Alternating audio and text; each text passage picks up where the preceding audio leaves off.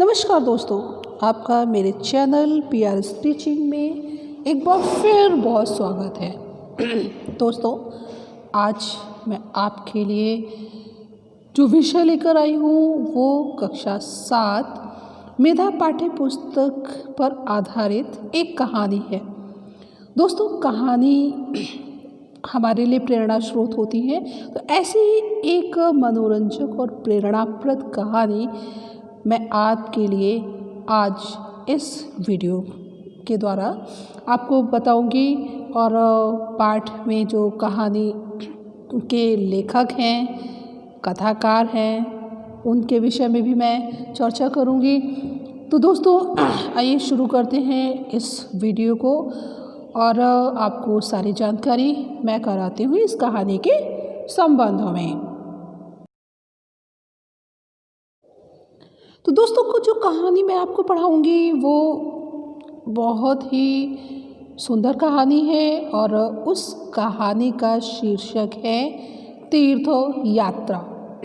दोस्तों, इस कहानी में लेखक ने तीर्थ यात्रा के माध्यम से एक बड़ा ही सुंदर संदेश भी दिया है। तो उस संदेश को जानने के लिए तो आपको ये वीडियो अंत तक देखना होगा। और सबसे पहले एक बहुत ज़रूरी बात आपसे कर दी है कि आप मेरा चैनल अगर अभी तक आपने सब्सक्राइब नहीं किया है तो प्लीज़ सब्सक्राइब कर दीजिए, वीडियो को लाइक करें, शेयर करें और आप मुझे इंस्टाग्राम पर भी फॉलो कर लें। मेरे इंस्टाग्राम आईडी है PRS Teaching _। तो दोस्तों, कहानी के लेखक बेल आइकन को भी प्रेस करना ना भूलें, जिससे मेरे वीडियोस की नोटिफिकेशन आप तक मैं आप पहुंचती चित्र दिखा रही हूँ। आइए स्क्रीन पर अब शुरू करते हैं। देखिए, जो चित्र हम आपके सामने स्क्रीन पर है, मैं आपको बताऊंगी इस कहानी के लेखक का है और कहानी के लेखक जो है ये हिंदी साहित्य के बहुत ही सुप्रसिद्ध व्यक्तित्व हैं। तो दोस्तों, आइए अब मैं आपको इनका नाम भी बता दूं। इनका नाम है श्री सुदर्शन जी। तो दोस्तों, सुदर्शन जी के जीवन से संबंधित, उनकी रचनाओं से संबंधित कुछ महत्वपूर्ण बातें मैं आपको अब वीडियो को आगे बढ़ाते हुए बताने जा रही हूं। तो आप लगातार इस वीडियो को देखते रहें। तो दोस्तों, अब हम जानते हैं लेखक का जीवन परिचय। तो आइए दोस्तों, अब मैं आपको बताती हूँ कि सुदर्शन जी का वास्तविक नाम क्या था, इनका जन्म कहाँ हुआ था। तो दोस्तों, सुदर्शन जी का वास्तविक नाम बद्रीनाथ शर्मा था। इनका जन्म 1896 ईस्वी में पंजाब राज्य के सियालकोट नामक स्थान में हुआ था। इन्हें बचपन से ही कहानी लिखने का बहुत शौक था। दोस्तों, इन्होंने अपनी पहली कहानी उस समय लिखी थी जब यह कक्षा 6 के विद्यार्थी थे। तो दोस्तों, अब जानकारी मैं आपको देती हूँ इनके प्रमुख कहानियों की जो इन्होंने लिखी हैं। तो इनकी द्वारा लिखी गई कहानियों के नाम हैं सुप्रभात, परिवर्तन, पनघट, नगीना, पुष्पलता। दोस्तों, कहानियों के अतिरिक्त इन्होंने प्रसिद्ध उपन्यास भी लिखा जिसका नाम है भागवंती। तो दोस्तों, अब कहानी को आगे बढ़ाने से पहले सबसे ज़रूरी है कि कहानी के विषय में ये जाना जाए कि कहानी के अंतर्गत किन पात्रों के द्वारा कहानी का कथानक आगे बढ़ाया है। तो दोस्तों, लेखक श्री सुदर्शन जी ने इस कहानी में जिन पात्रों का उल्लेख किया है उनके नाम हैं लाजवंती, हेमराज, मदन, दुर्गादास, रामलाल और हरू। इनको संबंध में मैं आपको संक्षेप में बता देती हूँ। लाजवंती हेमराज की माँ हैं, हेमराज लाजवंती का पुत्र है। और दोस्तों, ये जो मदन है, मदन लाजवंती का पहला पुत्र है जिसकी मृत्यु हो गई थी। सबसे महत्वपूर्ण पात्र इस कहानी का है जो है दुर्गादास। दुर्गादास गांव के प्रसिद्ध वैद्य हैं। रामलाल लाजवंती का पति और हरो पड़ोसन लाजवंती की है।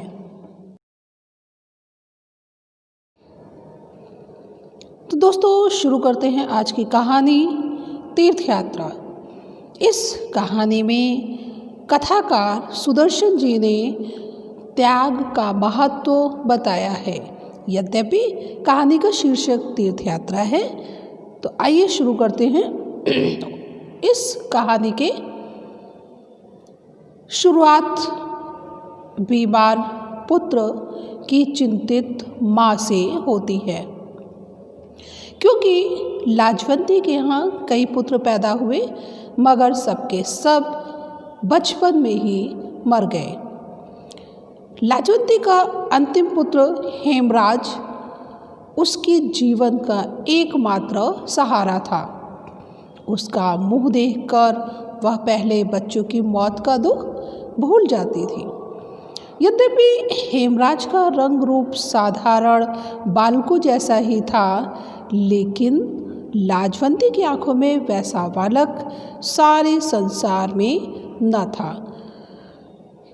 अर्थात लाजवंती के लिए उसका यह पुत्र सर्वश्रेष्ठ और सबसे अधिक सौंदर्य युक्त था। लाजवंती को उसकी बहुत चिंता रहती थी कि दिन रात उसे छाती से लगाए फिरती थी, अर्थात उसको एक पल के लिए भी अकेले नहीं छोड़ती थी, मानो वह उसका दीपक हो और जिसे बुझाने के लिए हवा के तेज झोंके बार बार आक्रमण कर रहे हों। लाजवंती अपने पुत्र को छुपा छुपा कर रखती थी। उसे डर था कि कहीं किसी की नज़र उसे न लग जाए। वह उसे खेलने के लिए भी घर से बाहर जाने की अनुमति नहीं देती थी। अगर हेमराज कभी निकल भी जाता तो लाजवंती तुरंत घबराकर उसको ढूंढने लगती थी। लाजवंती का इस तरह का अपने पुत्र के प्रति चिंतित व्यवहार को देखकर जो गांव की स्त्रियां थीं वो कहती कि हमारे भी तो बच्चे हैं, तू ज़रा ज़रा सी बात में यूँ पागल क्यों हो जाती है। लाजवंती यह सुनती तो उसकी आँखों से आंसू लहराने लगते तथा उसकी आँखों में आंसू भर आते और भर्राए हुए स्वर में वह बोलती। वो भर्राया हुआ स्वर अर्थात जब आँखों में आंसू हो और गला रोंधा हुआ हो, उस समय जो स्वर निकलता है उसे भर्राया हुआ स्वर दोस्तों कहा जाता है। लाजवंती उत्तर देती, क्या करूं, मेरा जी डर जाता है। और इस समय उसे अपने मरे हुए पुत्रों की याद आ जाती थी और उसके मन में भय बैठ जाता था। लेकिन इतना सावधान रहने पर भी हेमराज बुरी नज़र से न बच सका।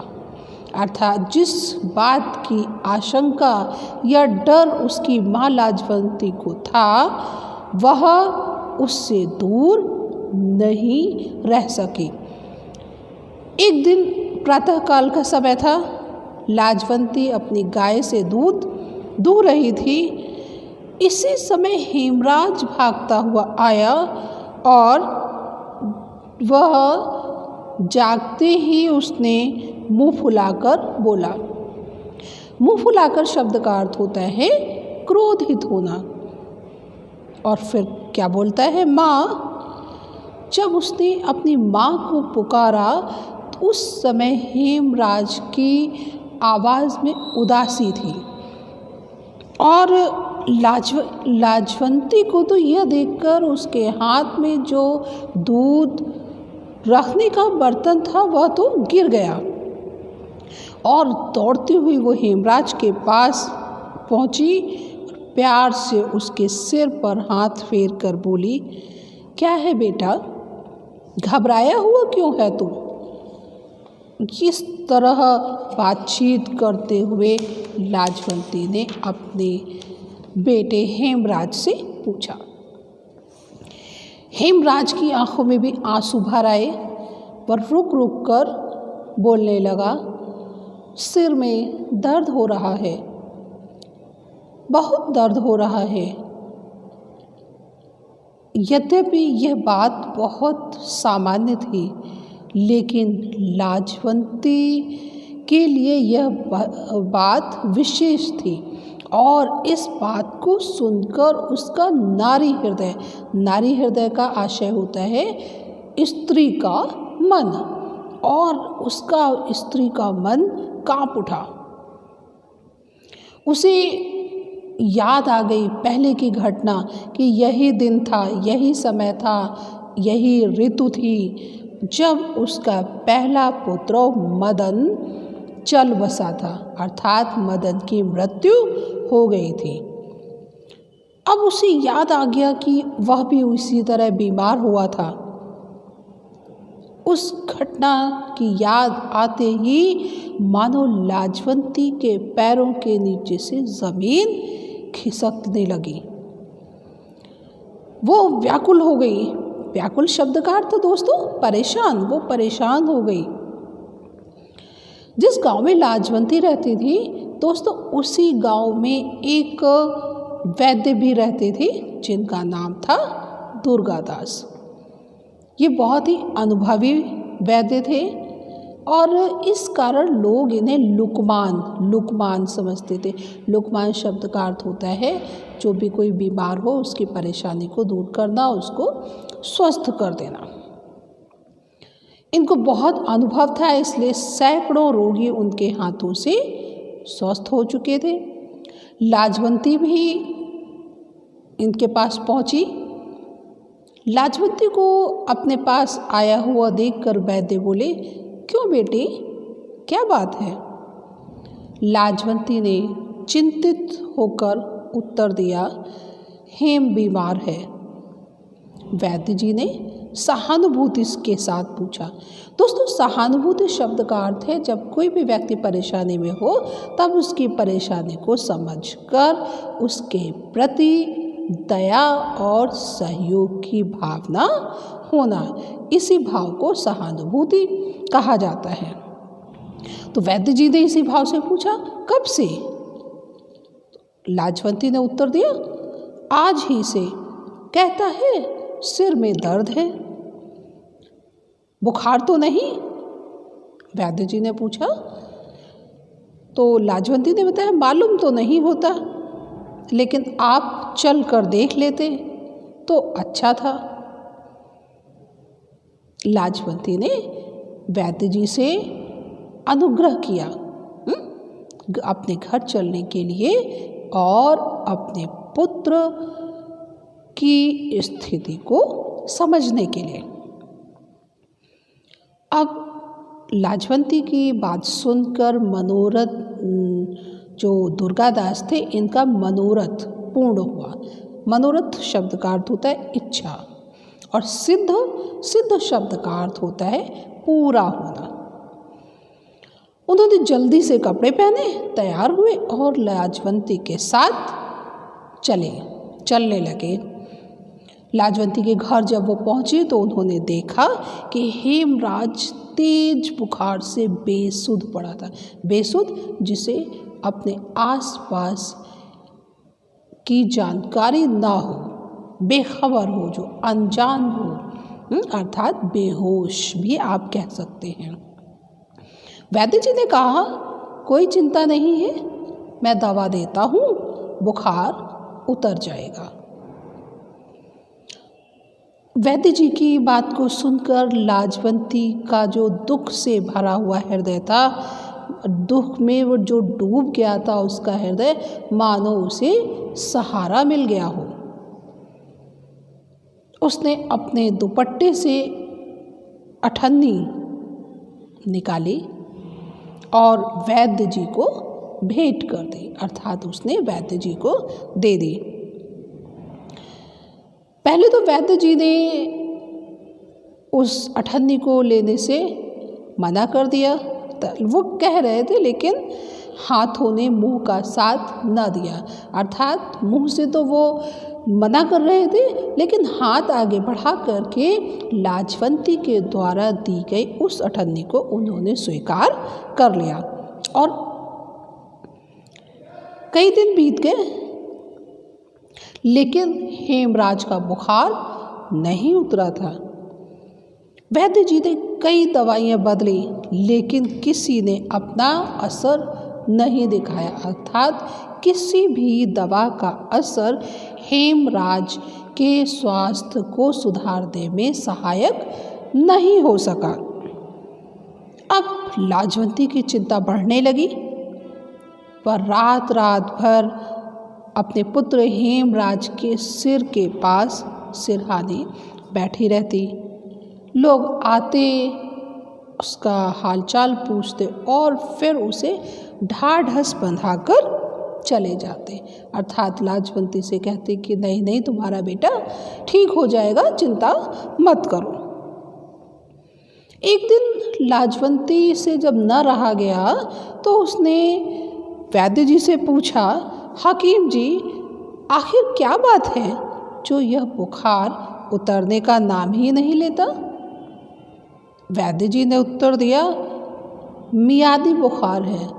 दोस्तों, मियादी बुखार अंग्रेज़ी में जिसे टाइफाइड कहते हैं, तो ये एक ऐसा बुखार होता है कि जितने समय यह बुखार मरीज को रहता है, उतने ही दिन का समय उसे स्वस्थ होने में भी लगते हैं। इसीलिए ऐसे बुखार को मियादी बुखार कहा जाता है। वैद्य जी की बात सुनकर लाजवंती तो चौंक पड़ी और उसने तड़प कर पूछा, यानी बहुत ही उसके मन में जो था वो दुख से तड़पने लगी वैद्य जी की इस बात को सुनकर। और उसने पूछा, मियादी बुखार क्या? अपनी मियाद पूरी करके उतरेगा? मियाद शब्द का अर्थ है समय। अब लाजवंती ने पूछा, पर कब उतरेगा? वैद्य जी ने उत्तर दिया, 21वें दिन उतरेगा, इससे पहले नहीं उतर सकता। वैद्य जी बोलते जा रहे थे, आज 11 दिन हो चुके हैं, बस 10 दिन और हैं। किसी तरह ये दिन निकाल दो तो भगवान तुम्हारा भला करेगा। अर्थात ये 10 दिनों का समय अगर ठीक ठाक हेमराज हो गया तो फिर इसके स्वास्थ्य के प्रति जो खतरा है वो टल जाएगा। ये सुनकर लाजवंती का माथा ठनका। माथा ठनकना ये एक मुहावरा है और इसका अर्थ है और चिंतित होना। वह हिचकिचाती हुई बोली, कोई अंदेशा तो नहीं? अंदेशा शब्द का अर्थ है संदेह, चिंता। वैद्य जी ने बताया, देखो बुखार सख्त है। सख्त शब्द का अर्थ तेज, हानिकारक भी हो सकता है। मेरी राय में तो हेम के पिता को तुम बुला लो। वैद्य जी ने जब हेम के पिता को बुलाने की बात लाजवंती से कही तो यह सुनकर लाजवंती सहम गई। सहम जाना शब्द का अर्थ है डर जाना, और उसका दिल बैठने लगा। दिल बैठना दोस्तों, दिल बैठना बहुत ही दुखी होना, ये भी एक मुहावरा है, दिल बैठना। आशा के साथ निराशा भी उसके सामने मानो आकर खड़ी हो गई। अर्थात उसके मन में वैद्य जी की बात को सुनकर कि 10 दिन के बाद उसका बेटा ठीक हो सकता है, तो एक उसके मन में आशा की किरण जगी। लेकिन जैसे ही वैद्य जी ने उसको उसके पति को बुलाने के लिए कहा तो उसके मन में फिर से निराशा का भाव उत्पन्न हो गया। जो उसका पति था वो मुल्तान में नौकरी करता था। अब लाजवंती ने उसे तार भेजा। तार को पाकर जो रामलाल था वो तीसरे दिन अपने गांव आ गया। तार के विषय में आप लोगों ने पढ़ा होगा कि ये भी एक सूचना देने का लिखित माध्यम है और लिखित रूप से इसको भेजा जाता है। यह अन्य पत्र के माध्यम से अति शीघ्र पहुंच जाता है।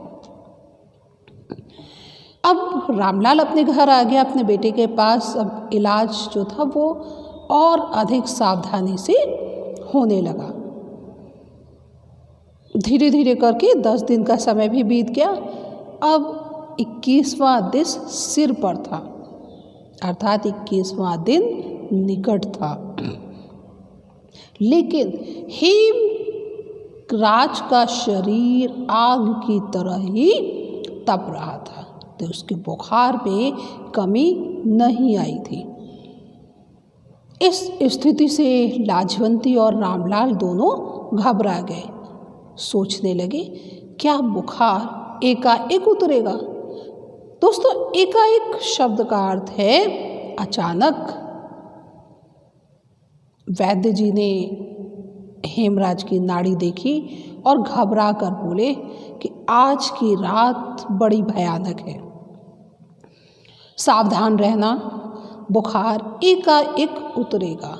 अर्थात जो बुखार है वो अचानक उतरेगा। और दोस्तों, अचानक बुखार का उतरना चिंता का विषय होता है। ये सुनकर लाजवंती और रामलाल दोनों के तो मानो प्राण सूख गए हों। अर्थात तो उन्हें ऐसा महसूस हो रहा था कि उनका जीवन ही समाप्त होने वाला हो। वैद्य जी के शब्द किसी आने वाले भय की पूर्व सूचना थे। कोई घटना, अप्रिय घटना घटने वाली हो और उससे पहले ही उसके विषय में कोई सूचित कर दे तो उसे पूर्व सूचना कहा जाता है। रामलाल अपने बेटे के सिरहाने बैठ गया। सिरहाने जो पलंग होता है, तो पलंग में जो सिर के पास खड़ा होना या बैठना उसे सिरहाने कहा जाता है। लाजवंती के हृदय को चैन नहीं मिल रहा था, क्योंकि स्वाभाविक था कि उसका बेटा तेज बुखार से तड़प रहा था। तो एक माँ का हृदय कैसे चैन में हो सकता है, कैसे वो प्रसन्न हो सकता है। अब लाजवंती ने क्या किया कि वो अपने बेटे के स्वास्थ्य के प्रति बहुत ही चिंतित थी, दुखी थी और उसके मन में कई बुरे बुरे विचार आ रहे थे। तो अब वो जब इस तरह की परिस्थिति उत्पन्न होती है मनुष्य के समक्ष, तो दोस्तों एक अंतिम सहारा जो हमें मिलता है वो होता है ईश्वर का। क्योंकि ईश्वर की शरण में जाकर ही सब दुख दूर होते हैं, ऐसे हमारे विचार होते हैं, ऐसा हमें विश्वास होता है। तो इसी विश्वास के साथ जो लाजवंती थी वो मंदिर गई और देवी के सामने गिरकर देर तक वो रोती रही, क्योंकि उसको तो बहुत दुख था। उसके कई बेटे मृत्यु के मुंह में जा चुके थे। उसका यह बेटा था जो बुरी तरह से बीमार था। तो वो देवी के सामने गिरकर बहुत देर तक रोती रही।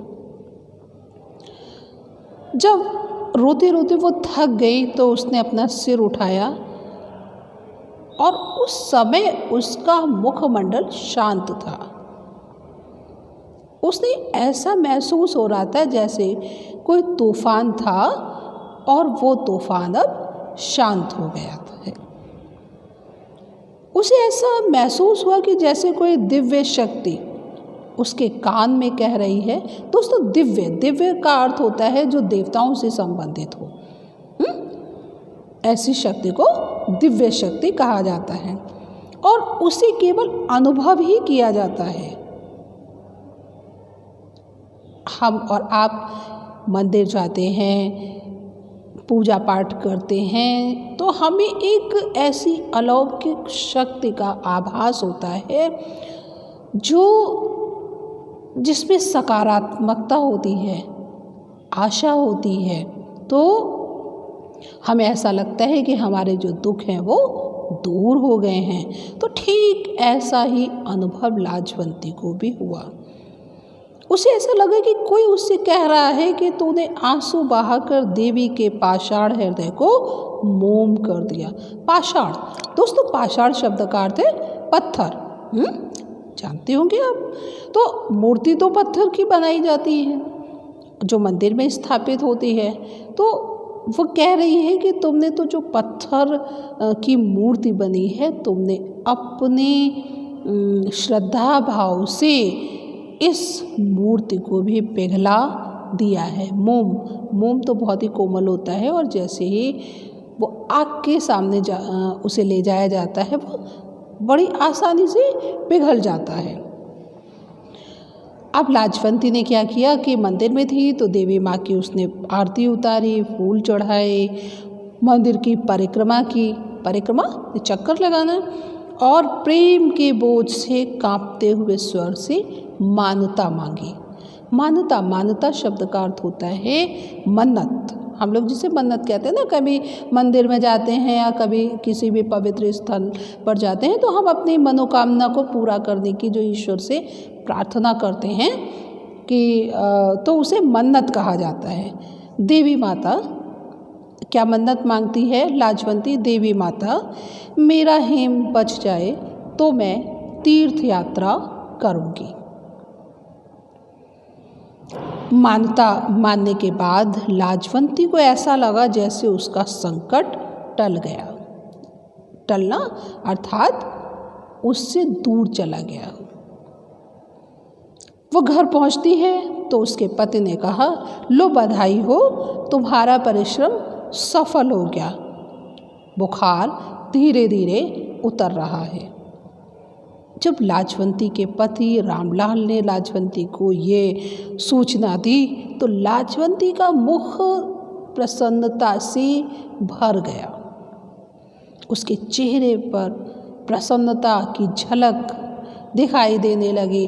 उसकी आँखों में आशा की किरण मानो चमकने लगी हो और वो झूमती हुई सी बोली। जब उसका मन मानो झूम उठा, नाचने लगा प्रसन्नता के कारण। अब वो बोली, अब हेम को कोई डर नहीं है, मैं तीर्थ यात्रा मान आई हूँ। उसने अपनी मन्नत के विषय में अपने पति को बताया। मन्नत के विषय में सुनकर रामलाल जो था वो तीर्थ यात्रा के खर्च का अनुमान करने लगा, यानी हिसाब किताब लगाने लगा कि भाई तीर्थ यात्रा पर जाना होगा तो कितना खर्च होगा। और इस सोच विचार में उसका हृदय मानो बैठ गया हो, यानी वो डर गया हो, क्योंकि तीर्थ यात्रा पर जाने का खर्चा उसे अधिक महसूस होने लगा। लेकिन फिर उसने सोचा कि अरे उसका अपना बेटा है, वो स्वस्थ हो रहा है, तो उसके हृदय में अपने पुत्र के प्रति जो स्नेह था वो और भी अधिक बढ़ गया। और फिर उस पुत्र स्नेह के कारण उसके मन में जो धन को लेकर चिंता थी वो बहुत जल्दी ही दूर हो गई। वो अधिक समय तक उसके हृदय में नहीं रह सकी। उसने उत्तर दिया, उसने अपनी पत्नी को बताया, ठीक है तुमने बहुत अच्छा किया, रुपया क्या है, हाथ का मैल है, आता है और चला जाता है।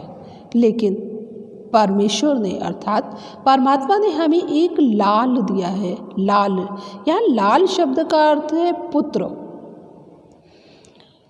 रामलाल ने कहा कि ईश्वर ने उसे एक पुत्र दिया है, वो जीवित रहे, यही हमारी दौलत है।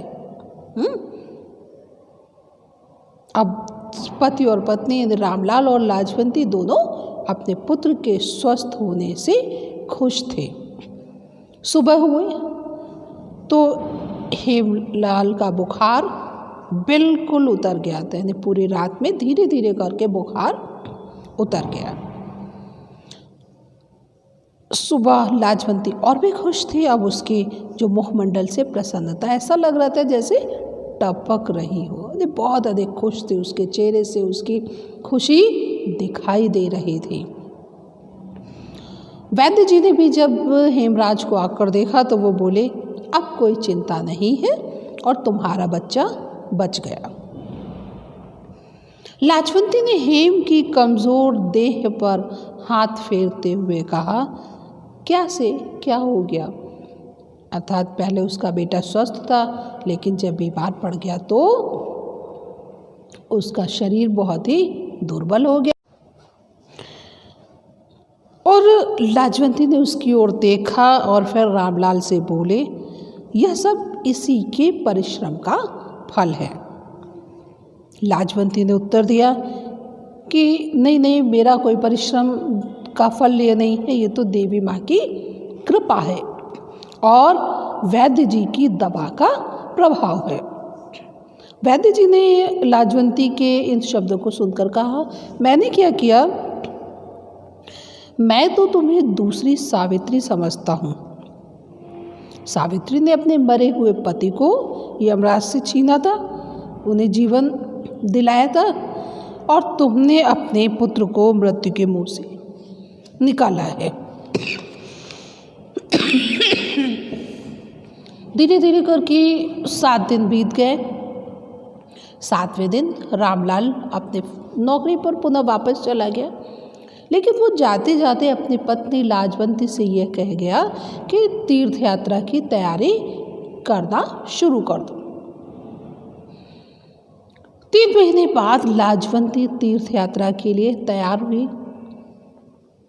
उसने सारी तैयारी कर ली, लेकिन जाने से पहले कि जो रात थी, उस रात में उसके घर में गांव के लोग इकट्ठे हुए। एक भक्तिपूर्ण माहौल बन गया। कोई गीत गा रहे थे, झांझे और करताले बज रही थी। पूरी तरह जो था वो प्रसन्नता का माहौल था। ढोलक बज रही थी, ढोलक की थाप गूंज रही थी, स्त्रियां गा रही थी। दूसरी तरफ जो था वो खाने की व्यवस्था हो रही थी, पूरियां बन रही थी, तो कहीं हलवा बन रहा था। लोग खा पीकर आराम करने चले गए। अब लाजवंती ने अपने जाने के लिए बक्से में कुछ ज़रूरी कपड़े रखे। वो तैयार होने लगी। गले में उसने लाल रंग की एक सूती माला पहनी, चूँकि वो भी गरीब ही थी, और अपने माथे पर चंदन का लेप लगाया। यानी भक्ति भाव को प्रदर्शित करते हुए उसने ये सब कार्य किए। उसके पास एक गाय थी, उस गाय को लाजवंती ने अपने पड़ोसन को दे दिया और उसको कहा कि इसका पूरा ध्यान रखना। मैं जा रही हूँ, लेकिन मेरा मन अपनी गऊ अर्थात गाय में ही लगा रहेगा। रात आधी से अधिक गुजर चुकी थी। सभी लोग सो गए थे। अब लाजवंती भी सोने जा रही थी, लेकिन अचानक उसे किसी के रोने की आवाज़ सुनाई दी, और जो उसे आवाज़ सुनाई दी थी वो थी किसी की सिसकियां भरने की, यानी कोई धीरे धीरे रो रहा हो। लाजवंती ने सोचा, इस समय सिसकी भरने वाला कौन है? उसने चारों तरफ देखा, मगर उसे कोई न दिखाई दिया। वह छत पर चढ़ी और पड़ोसिन के आंगन में झुककर जोर से बोली, माँ हरो। जो उसके पड़ोस में जो स्त्री रहती थी उसका नाम था हरो, और वो एक बेटी की माँ थी। तो लाजवंती ने उसे संबोधित करते हुए कहा, माँ हरो।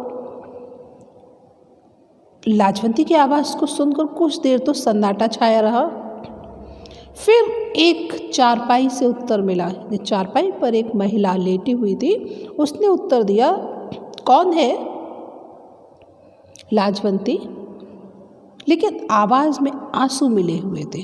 जो हरो ने उत्तर दिया लाजवंती को, तो उसकी आवाज़ को सुनकर लाजवंती को महसूस हुआ कि उसकी आवाज़ में आंसू हैं। लाजवंती हरो के पास पहुंची और बोली, माँ क्या बात है, तो रो क्यों रही है? अब लाजवंती की यह बात सुनकर तो हरो और भी सिसकियाँ भरकर रोने लगे थे, उसका रोना और भी बढ़ गया।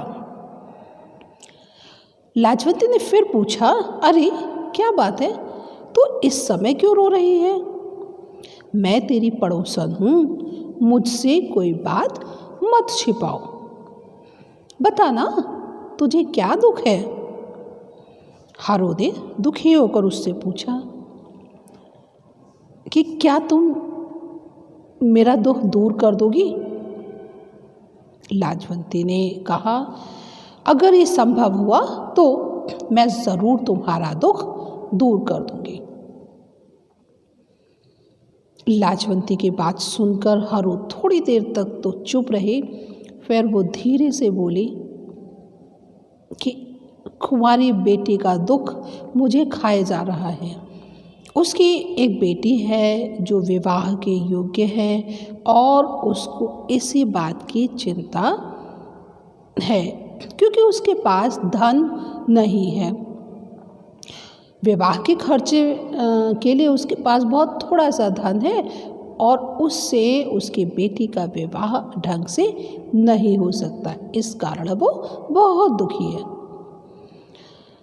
अब हरो ने बताया कि वो रात भर वो रोती रहती है और ये सोचती है कि जाने यह नाव कैसे पार लगेगी, अर्थात उसकी बेटी का विवाह किस तरह संपन्न होगा। लाजवंती ने पूछा, अरे ये क्यों तुम सोचती हो? उसके ब्याह का खर्चा तो उसके पति ने मंजूर करा लिया है, अर्थात जो हरो का पति है उसने अपनी बेटी के विवाह के लिए खर्चे की व्यवस्था तो की है। लेकिन अब हरो ने बताया कि उसने जो पैसे की व्यवस्था की है वो पर्याप्त नहीं है। उसने उन पैसों से 200 रुपये के गहने और कपड़े खरीदवा दिए अपनी बेटी के लिए, लेकिन जो बारात के खान पान की व्यवस्था है उसकी व्यवस्था करने के लिए अब उसके पास पैसे नहीं हैं। इसीलिए अब हरो को ये चिंता हो रही है कि जब उसके घर बारात आएगी तब वो उनका आदर सत्कार किस प्रकार करेगी, अर्थात उन्हें वो क्या खिलाएगी क्या पिलाएगी। इसी बात से हरो बहुत चिंतित है और वो रात भर रोती रहती है। हरो की इस परेशानी को सुनकर लाजवंती का हृदय दया से द्रवीभूत हो गया, दया से भर गया और लाजवंती ने कहा कि क्या गांव के लोग एक कन्या का विवाह नहीं कर सकते? और यह उनकी दया ना होगी, यह तो उनका धर्म होगा कि अगर किसी भी कन्या का विवाह होना है और उसके माता पिता उसमें असमर्थ हैं तो ये तो लोगों का धर्म है कि वो उस कन्या के विवाह के लिए उसके माता पिता की मदद करें। और अगर वो मदद करते हैं तो ये कोई उपकार नहीं होगा, कोई दया नहीं होगी, यह तो हम सभी का धर्म है, सभी गांववासियों की वो बेटी है। अब यहाँ दोस्तों आप देखिए कि लाजवंती के हृदय में एक उच्च कोटि का कर्तव्य बोध भी है। वो एक न केवल अपने सुख के लिए वो चिंतित है बल्कि वो अपने आस पड़ोस में रहने वाले लोगों के प्रति भी चिंतित है और उनके प्रति भावनात्मक रूप से जो उसके हृदय में अपार प्रेम है। लाजवंती की बात सुनकर के हरो की आंखें भर आईं, हरो की आंखों में आंसू आ गए।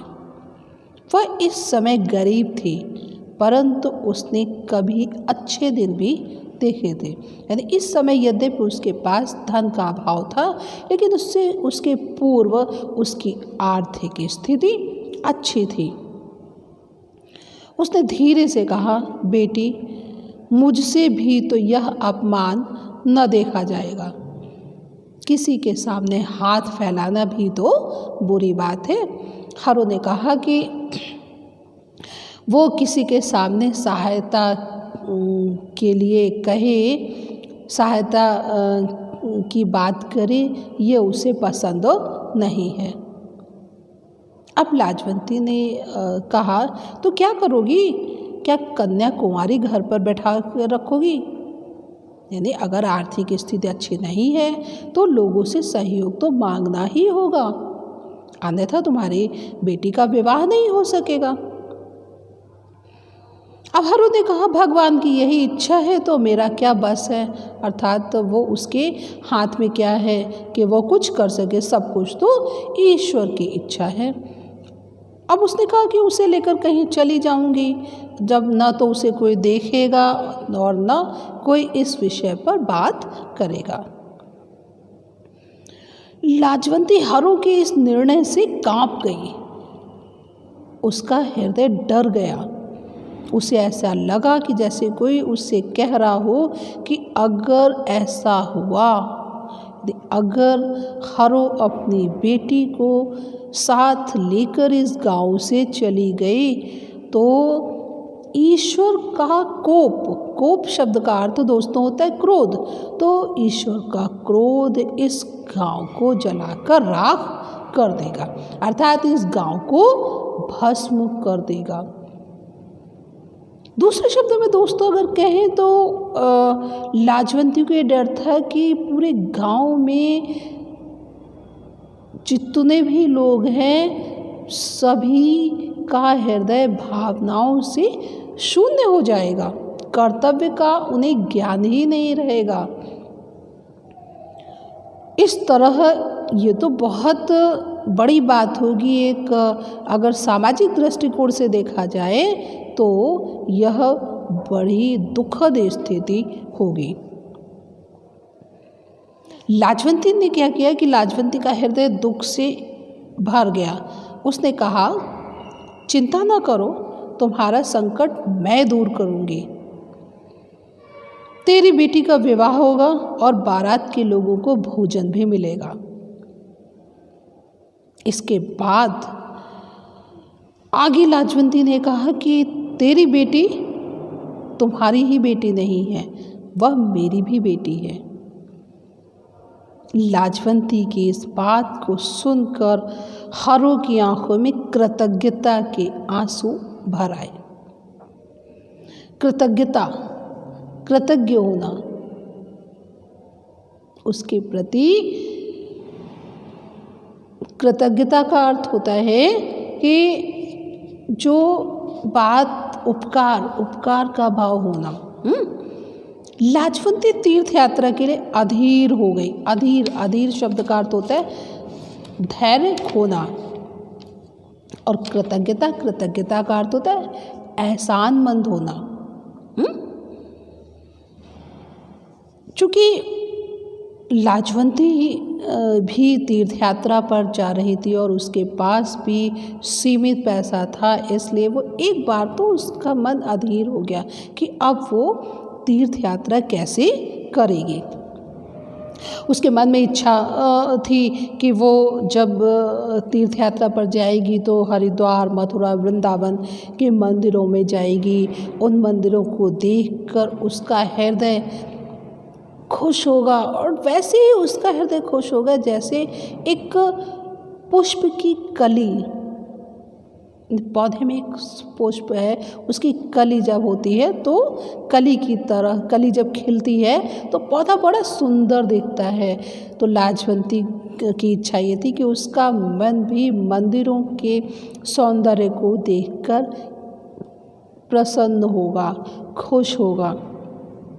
लेकिन अपने इस इच्छा को दबाकर लाजवंती ने क्या किया कि उसके मन में जो इस समय उसे आनंद महसूस हुआ, माँ हारो की चिंता को दूर करने में उसकी सहायता करके वह जो मंदिरों के दर्शन की इच्छा उसके मन में थी, उसकी कल्पना करके जो उसे आनंद प्राप्त हो रहा था, उस आनंद से यह आनंद कहीं बढ़कर था।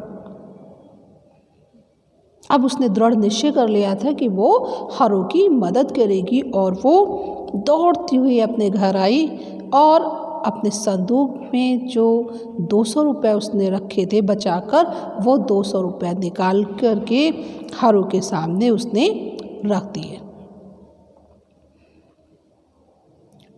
जब लाजवंती ये रुपए जमा कर रही थी तब वो बहुत खुश थी, लेकिन उन रुपयों को हारो को जब वो दे रही थी तो उस समय उसे उससे भी अधिक प्रसन्नता हो रही थी, क्योंकि अब उसे जो सुख का अनुभव हो रहा था वो सच्चा सुख था। क्योंकि सच्चा सुख हमें तभी उपलब्ध होता है जब हमारे मन में त्याग का भाव भी होता है, अर्थात हम अपनी इच्छाओं का त्याग करें और दूसरों की परेशानियों को दूर करने में उसकी मदद करें। तो दोस्तों, ये तो अभी मैंने आपको इस कहानी के विषय में विस्तार से पढ़ाया। अब इस कहानी की जो शिक्षा है वो ये है कि हमें